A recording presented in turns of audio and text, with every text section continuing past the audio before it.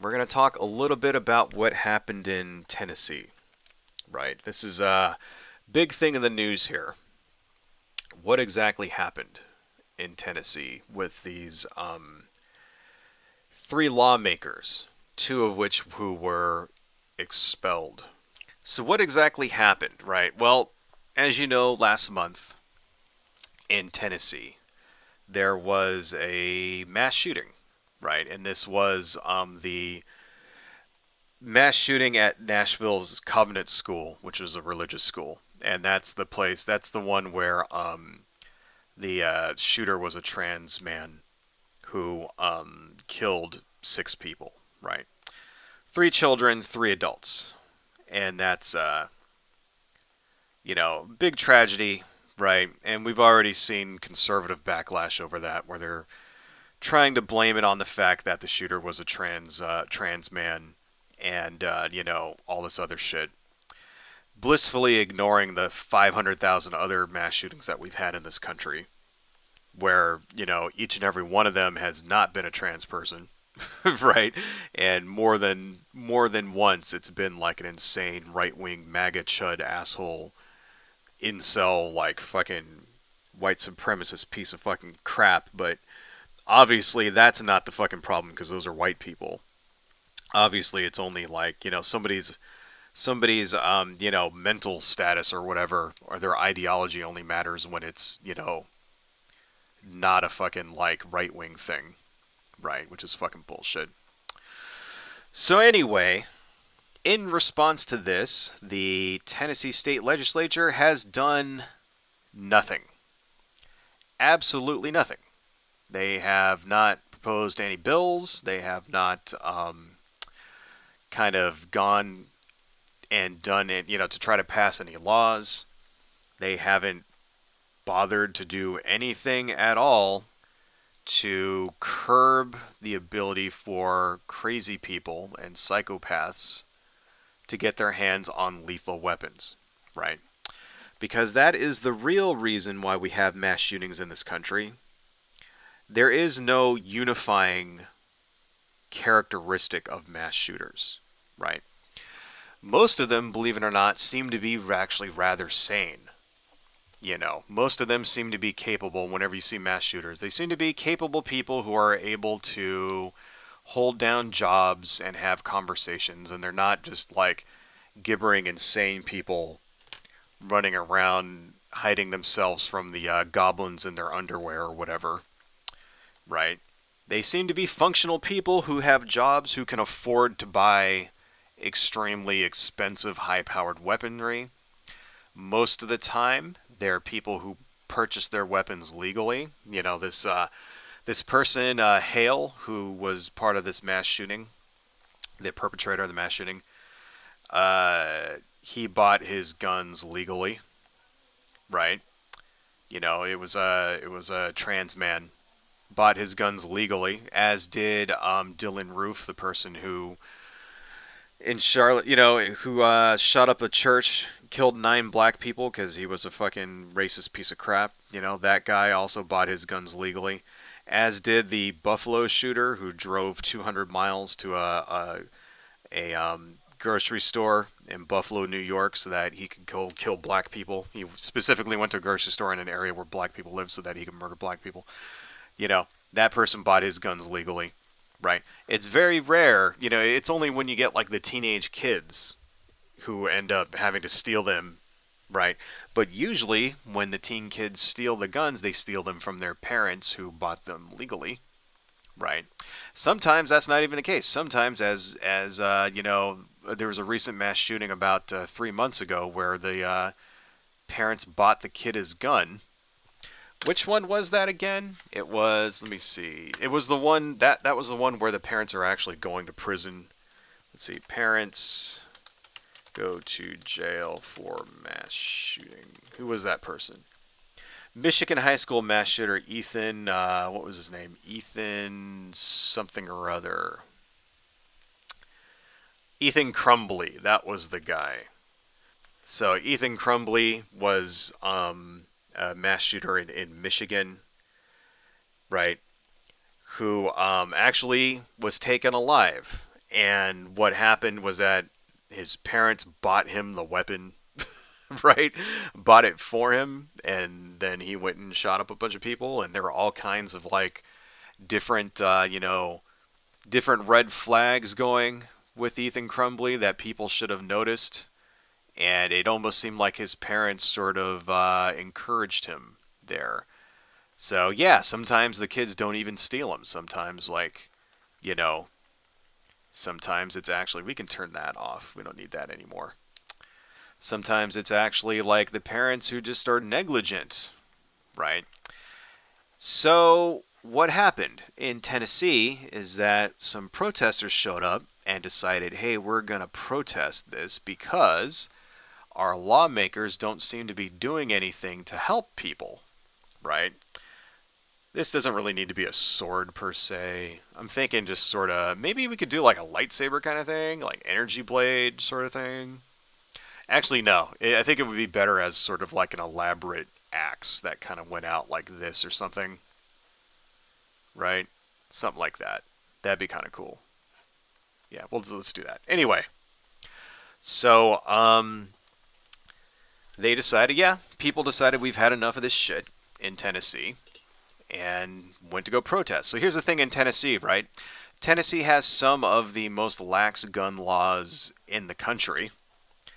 There are no red flag laws, right?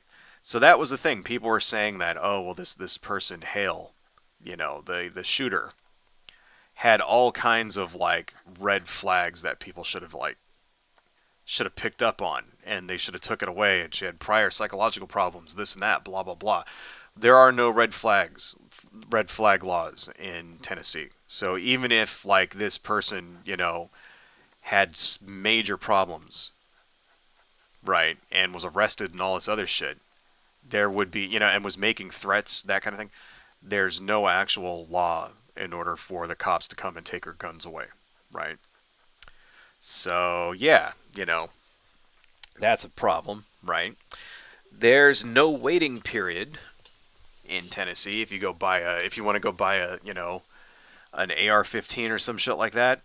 Some states you got to wait, 8 to 10 days, right? What's the reason for that, right? The reason for the waiting period is so that somebody doesn't go buy a gun and then go out the same day and blow somebody away with it, right? That's what it is. It's meant to prevent, it's supposed to be a cooling off period. It's because people get angry and they go, oh, they're pissed off, whatever, their neighbor fucking lets their dog shit on their lawn or something, and they're angry. So then they decide they go buy a gun, and now they're going to show up and, like, go kill the guy. And if they have to wait 2 weeks or something, maybe they cool off a little. Maybe they go, okay, well, that's wrong. I shouldn't kill him. Right? And then that's what it's intended for. Right? Nothing like that at all in Tennessee. So you can go buy a gun, have it the same day, and go blow someone away for taking your parking space in front of the Dunkin' Donuts or whatever. Nothing stopping that from happening. Suppressors are legal. So what's a suppressor? It's a little device you put on the barrel of the gun, which is supposed to make it sound, not as loud. Which in real life, it still sounds super fucking loud anyway. It's not like in the movies where you just put it on and it's like pew pew, and you can't hear anything. No, it's super fucking loud. But still, it does sufficiently, it can make it quiet enough to where if you're a certain distance away, maybe it's muffled, that kind of thing like that. And generally, those things are limited, right? Some states you're not allowed to own them, And nope, Tennessee, you can get all the silencers you want, right? I think they are federally regulated, if I'm not wrong. But state doesn't mind, As far as Tennessee cares, you can silence all your weapons all you want. Tennessee does have criminal background checks, but not for private sales. So if you actually go to a federally regulated gun sale person, store or something, they have to do a background check. So at least they got that going. But Tennessee also allows for opened and concealed carry without a permit, which is an incredibly bad idea in my opinion. At the very least, you should have to get a permit right? What is a permit ultimately? What is it? It's a record that says you have a gun, right? And if the cops pull you over and you got that weapon on you, they can look that up and say, hey, this guy's got a weapon, and then they know to be extra careful when that dude has a weapon. I'm pretty sure all the police out there, especially in Tennessee, would agree with me that having licenses for concealed carry, right, and even open carry, you know, that you should have these licenses. So that's the other thing. You can just carry wherever you want. Nobody has to know anything. You could go buy a gun, no waiting time, and then just carry it on you, you know, and take it and go shoot the doorman at your apartment building for not holding the door open for you, whatever, right? Whatever dumbass fucking thing you were gonna do, nobody can stop you, right? Why is this? It's because the Tennessee legislature appears to be bought and sold by the NRA and the powerful gun lobby. And you know, it is a conservative state. Conservatives be liking their guns. So, but at the same time, these are common sense gun measures, which, yeah, maybe they don't stop all of the, maybe they don't stop every fucking, like, mass shooting there is, but why make it easy for them, right? That's the thing about it. That's the other argument against these things. Like, conservatives will say shit like, well, there's still shootings even if you do all this stuff. There's still shootings even if you do background checks and all that. It's like, yeah, there is. Well, there's still car accidents, even though people take a driver's training course, right? But it lessens the instance of those things, right? Yes, people can still buy lethal weapons with all of these restrictions in place. But why make it easy for them? Why make it easy if some crazy person wants to go shoot up a school? Why do we have to like make it so that they can do that without going through? I mean, at the very least, this may slow it down and may deter some people. Maybe they might fail the criminal background check. Maybe if they have to wait 2 weeks when they buy the gun, they might decide, oh, this is a bad thing. I shouldn't do that. Maybe they'll decide not to go kill 17 children in a school, right? Maybe if there's a red flag law, then when they threaten on Facebook to go murder people, that we can do something about that. I don't know. This is a very, very weird and badly designed axe thing that would just fall apart. If you tried to hit anything with it, it would just break, wouldn't it? That looks like shit. We're going to erase that. So anyway, getting back to the story, a bunch of people decided we've had it with this. We want our elected representatives whom we're just going to make it like a weird alien sort of device that doesn't make any sense. Right? Because it doesn't have to be a gun or an... Actually, nah. I kind of like... No, I want to make it a knife. Fuck it. We'll just make it a normal looking knife. It doesn't have to be like a crazy fucking Klingon knife. We'll just make something like this. Right? Like that. There. Fuck it. Good enough. Okay. Anyway, so a protest started at the Tennessee courthouse, right? And these three lawmakers decided that they were going to actually listen to the people who were there protesting and decided to engage with the protesters, right? Now, here's the thing about this protest. This happened on, I think, the 6th of March, right around there, right? So about a month ago. The right wing in this country went absolutely bananas ape shit over this protest at the Tennessee courthouse, right? So I've got some examples of it. And they were going completely fucking nuts, claiming that it was an insurrection and all this stuff. So here's one tweet that I'll put this down in the thing for you guys so that you can see it, right? There's one tweet that we're going to look at. Let me just turn on my window again.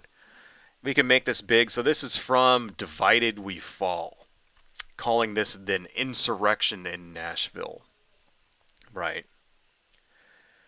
So, and then this is also retweeting somebody named Julia. The White House is called moves by Republicans to expel 3 Democrats in Tennessee State House shocking and undemocratic. What happened to considering obstruction of an official proceeding an insurrection, right?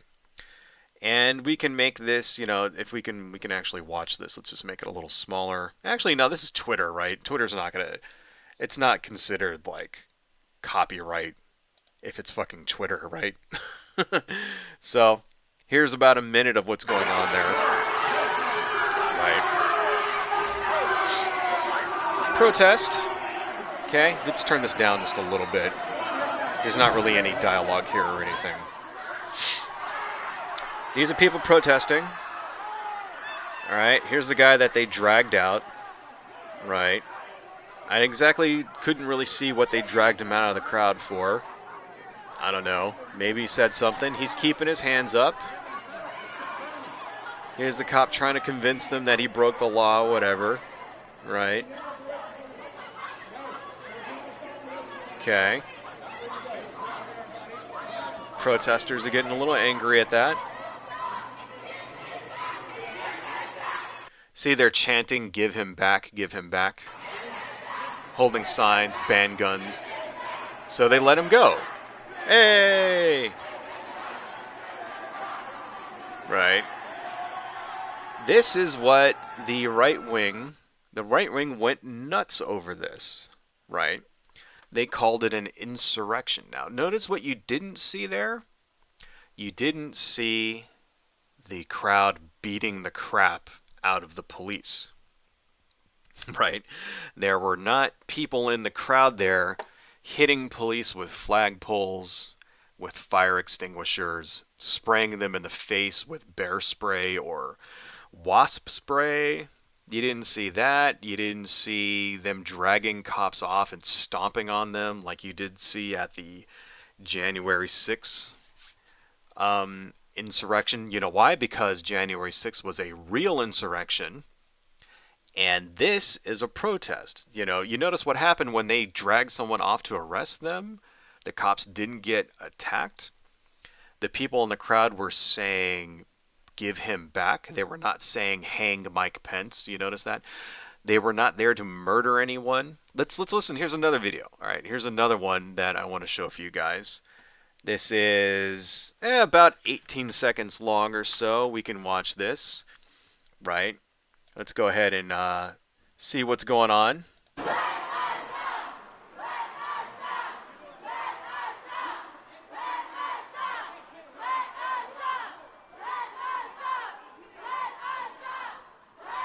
You notice that they're chanting. What exactly are they chanting? Let us through, I think.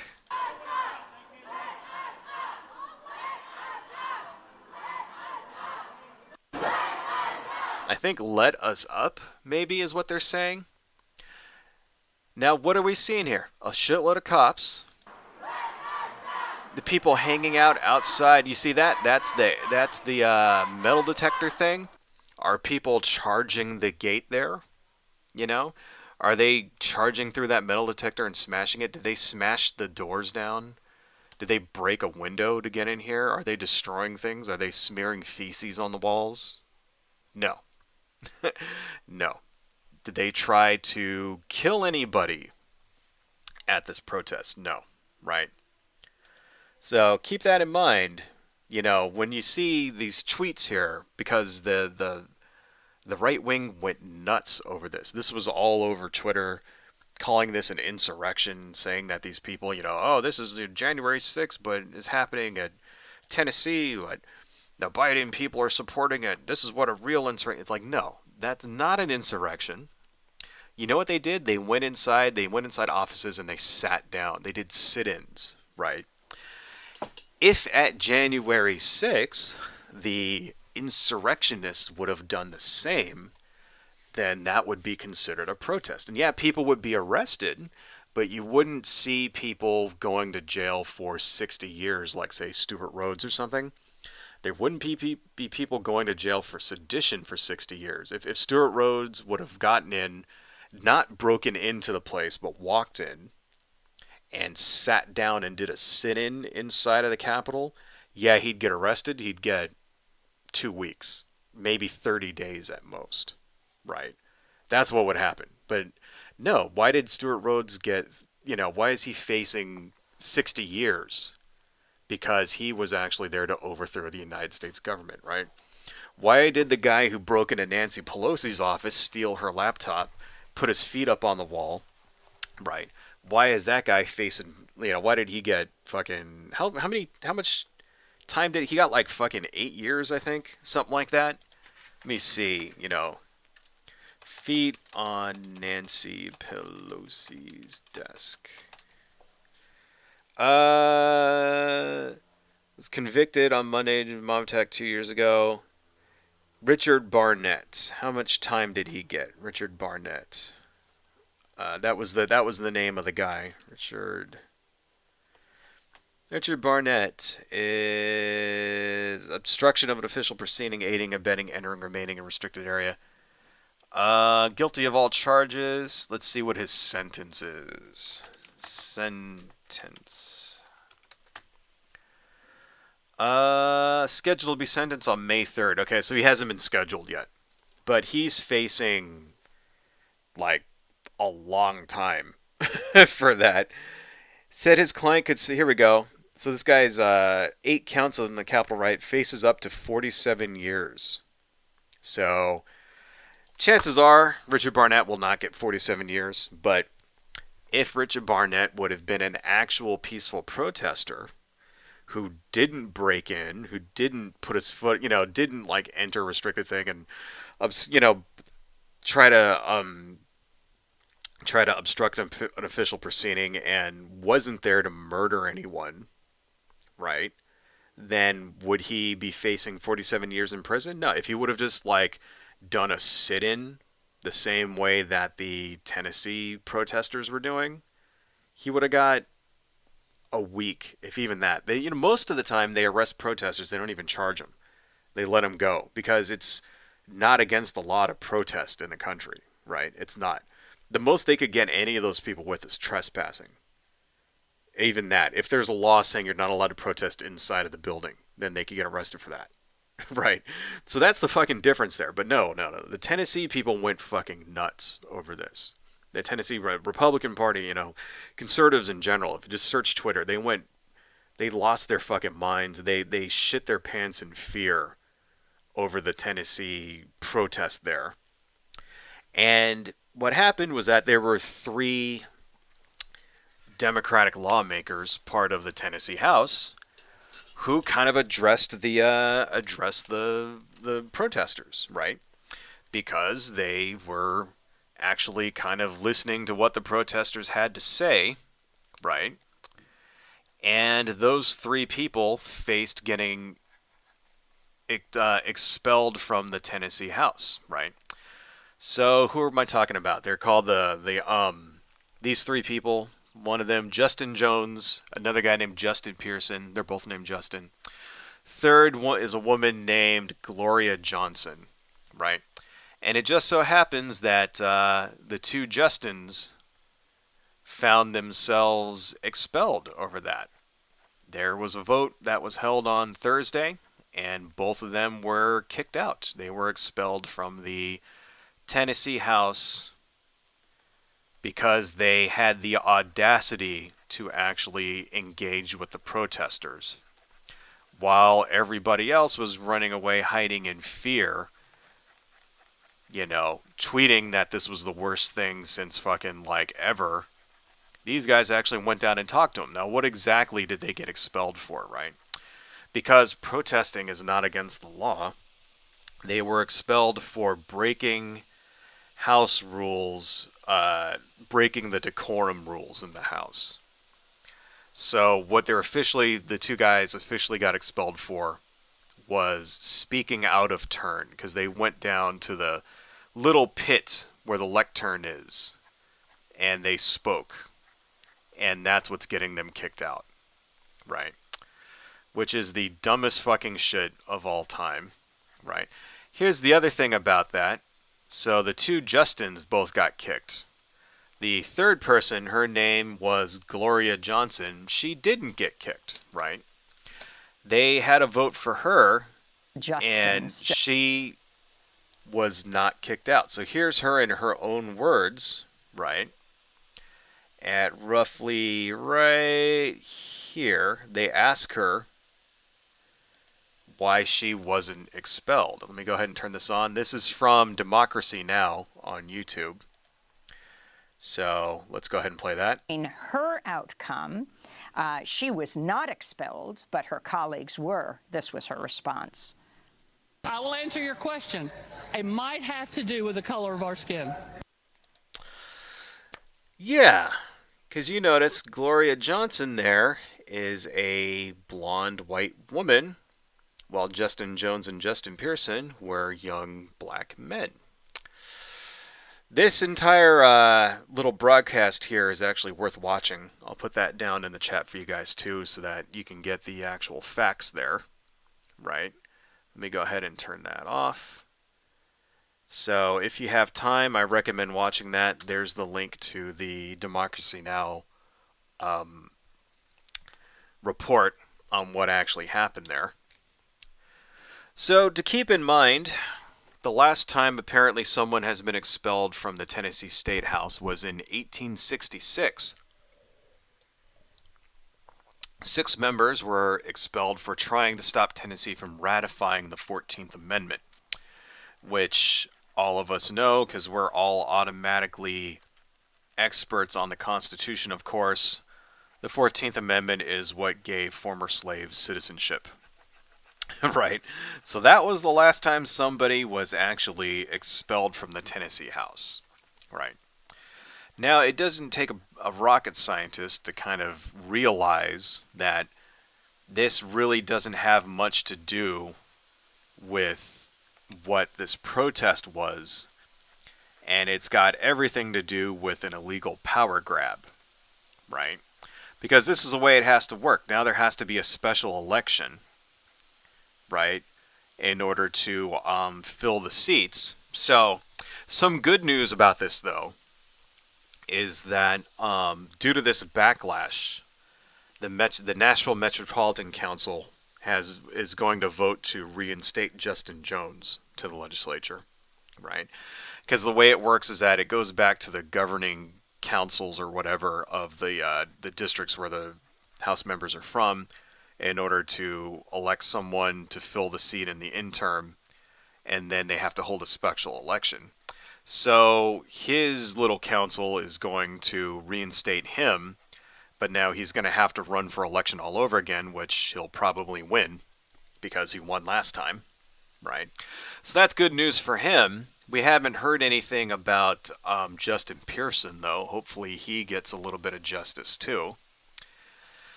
But, yeah, that's the thing, is that it's a power grab. It's, it's basically the Republicans in this instance seeing an opportunity as to where they can pick up a couple of seats, even though they already have a supermajority in the Texas House. But fuck it, why not have more, right? And this is the kind of thing that you see around the country when conservatives basically can't win elections, then they start sort of rigging everything in their favor, right? So here's the thing. I just want to kind of bring this up to you guys here. Other examples of recent Republican power grabs in this country, right? In 2019, on September 11th, this is in, let me turn that on. This is in North Carolina. The North Carolina State Legislature had a vote to a halfway empty House in order to override the Democratic governor's budget veto. So it was September 11th, right? The Republican Speaker of the House basically said, yeah, we're not going to have anything going on today. There will be no votes on 9/11. So a bunch of the Democratic lawmakers went off and did events because it's 9/11, so people were out speaking and stuff like that, doing events in order to commemorate 9/11.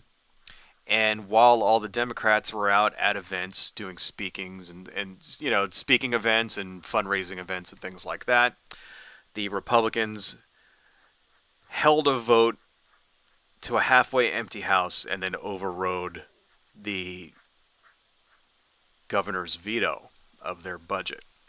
Basically just lied and said, yep, we're going to do it anyway, right?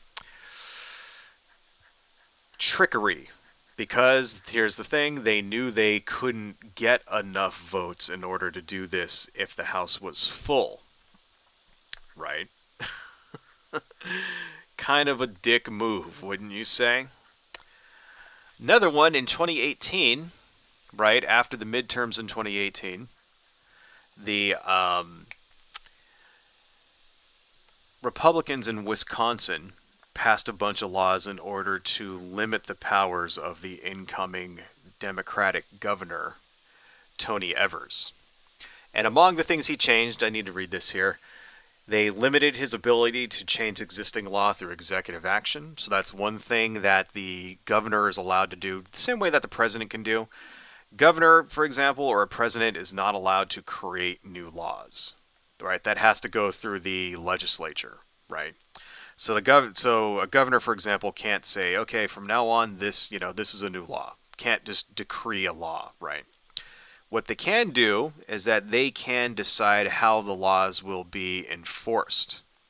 This is there because they're the head of the executive branch. The executive branch are the ones who enforce the laws. And this is why they can say, for example, okay, well, we're not going to, like, for example, when Barack Obama came to the court case that had to do with gay marriage, he said, yeah, we're not going to defend that. You're not going to send anyone to defend that law. And the Republicans had to pay their own fucking prosecutor to defend that because it's up to him. He has to enforce the law, but they can decide, yeah, this one is, we're going to lose this court case. We're not going to do that. They decided, that's the purview of the executive branch, right? They took that away from this governor. There is a state economic development agency that was responsible for like infrastructure, stuff like that. They took away his ability to appoint board members to that agency, which is the governor's purview. Took that away. There was a law. They passed a law preventing him from withdrawing Wisconsin from a federal lawsuit challenging the ACA. That was one of the things that Tony Evers apparently ran on, the fact that he was going to withdraw them from this lawsuit. They just passed a law saying that he wasn't allowed to do that, right? And then when it went to the Supreme Court in Wisconsin, the Supreme Court sided with the Republicans. Why? Because there is a 4-3 Republican majority in the Supreme Court. This is why your Supreme Court shouldn't be politicized. You're seeing all this news about the Supreme Court now, right? And what's his name? Clarence Thomas in the Supreme Court. And how he's taking special gifts from millionaires and vacations and stuff, right? That kind of thing. And everybody's going, well, why is that bad? Well, it's bad because your Supreme Court should not be politicized. And this is the exact reason why the Supreme Court shouldn't be politicized. The Supreme Court is supposed to be apolitical. And that includes in the states. And it's in real life, it's just not like that. In real life, the Supreme Court is highly political. It matters who's on that Supreme Court because shit like this happens, right?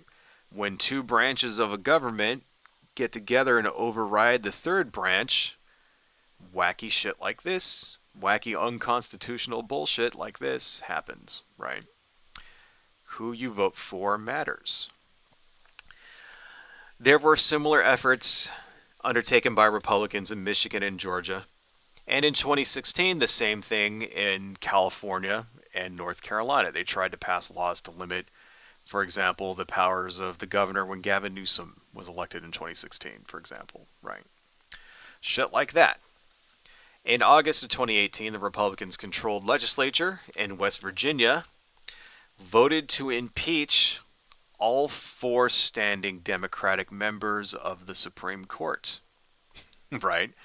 So the Republicans already had control of the governorship and the legislature in West Virginia. And what happened? What's the story behind that? Well, apparently the a couple of Supreme Court justices got caught doing some funny things with spending money on furniture and some other crap like that, right? Essentially stuff that's very close to what Clarence Thomas is being accused of. And instead of just getting, the two guys who were like in trouble for that, they impeached all of the Democrats, only the Democrats. They impeached only the Democrats. Two of them actually ended up leaving office, and now the Republicans control the Supreme Court in West Virginia, right? I think one of the things was the guy spent $3,000 on a couch, which is like, you might think that's excessive, but have you tried to buy a couch recently? Couches are fucking super expensive, right? Like, I mean, it's a power grab. It's like, even if like you could argue that, okay, well, this one's a legit check on the power of corruption and all that. Yeah, corrupt. Then why did they impeach all four of the Democrats, right?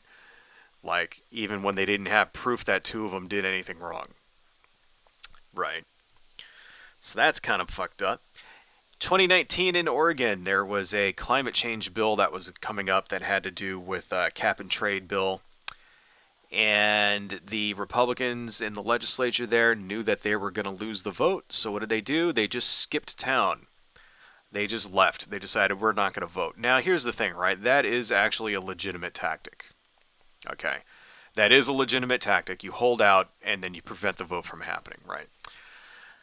The power grab part here is the governor of Oregon has the ability by law to send the police out to collect if this happens, if they try to do this tactic, right, then the governor can send the cops out to go collect them and bring them back to vote. And that was passed to stop this kind of thing, right?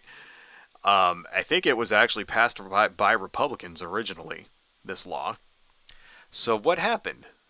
The Oath Keepers stepped up and said, we're going to defend these Republican lawmakers here, and we'll open fire on any police that go to try to collect them. So the police go to actually enforce the law. The law actually says the governor is allowed to do this. This right-wing terrorist group, militia assholes, borderline terrorist group, right, shows up, threatens the police with violence, saying that we'll kill you if you try to enforce the law. So what happens, of course? They withdraw the bill. They did it again last month in February. The exact same thing over another climate cap and trade bill. Exact same thing. They just bailed. Decide we're not going to have it. Right. So, yeah, it's not like this kind of, this sort of power grab is a new thing. Right. It happens all the time. Conservatives and Republicans, they have this shit down to an art form, right? Where they use the law, and if the law, if they lose, if democracy doesn't work out for them, then they do everything they can to skirt democracy, right? They'll use the law to the ability that it helps them, and then that's it. Because you got to remember, when it comes down to fascists don't give a shit about the law, right? Fascists are only there to enrich themselves and to solidify their own power. And if the law helps them do that, then they'll be the law and order candidates. And if the law doesn't help them do that, then suddenly it's all political. And and it's all political and it's all tyranny, it's communism, whatever the fuck, right? Because they don't care, folks. And that's the ultimate thing, because conservatives, even to this day, for some ridiculous dumb shit fucking reason, they have the reputation as the law and order candidates, right? If you go out and you take a poll of people, the average person out there, most people, right, will answer on that poll that they believe that conservatives and Republicans are like the law and order candidates, that they support the police and all this other stuff, right? It's because they've won the optics war on that. You know, we had a few years of people on the left saying shit like to fund the police and some other crap. And they've managed to turn that around and weaponize that in order to give the impression that they're the law and order canons. But they're not. They're not. The minute that the law doesn't obey them, then they want to skirt the law, right? It's no different than Donald Trump trying to every legal trick in the book in order to steal the election. It's no different than Carrie Lake going absolutely nuts when she lost her election as governor and putting lawsuits and claiming conspiracy theories and all that shit, right?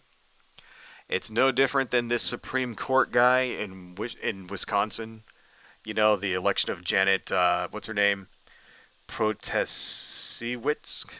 You know, a couple days ago that was in the news. She was elected to the Supreme Court in Wisconsin, and for the first time in 15 years, now that there's a liberal majority on that court, right? Did you know that they're already talking about impeaching her, by the way? I've got a thing here for you. They're already thinking of impeaching. Let's go ahead and turn this on, right? Salon, Wisconsin GOP supermajority already looking to impeach newly elected liberal Supreme Court judge, right? Remember, Wisconsin, right, in 2018, the Supreme Court in Wisconsin, we just mentioned this, we just talked about this, the Supreme Court in Wisconsin upheld the Republican legislature's attempts to defang the governor, the newly elected Democratic governor, take away all his power. That was A-OK, according to the Wisconsin Supreme Court. So now there's a liberal in charge. Now they have a liberal-leaning court. What do they want to do? They want to impeach her, right? Relevant part of this comes down to this guy in an interview with Win. So basically, this dude here, we're just gonna skip through this. We don't need to read this entire fucking thing, right? But we're gonna skip through basically this guy Dan Noddle. Knodel, I'm assuming that's Noddle. Republican Assemblyman Dan Noddle won the 8th District. Said in the final days of his campaign he would consider impeaching Prozikowicz from her position as a judge if he was elected. In an interview with Winston TV last week, Noddle said that the GOP supermajority in the state Senate would give them more authority in areas of oversight and accountability of elected officials and appointed officials. If there are some that are out there that are corrupt, that are failing at their tasks, then we have the opportunity to hold them accountable up to impeachment. Janet Prozikowicz is a circuit court judge right now in Milwaukee, and she has failed. How has she failed? Doesn't say. When asked if he would support her impeachment, Noddle replied, "I certainly would consider it." So, yeah.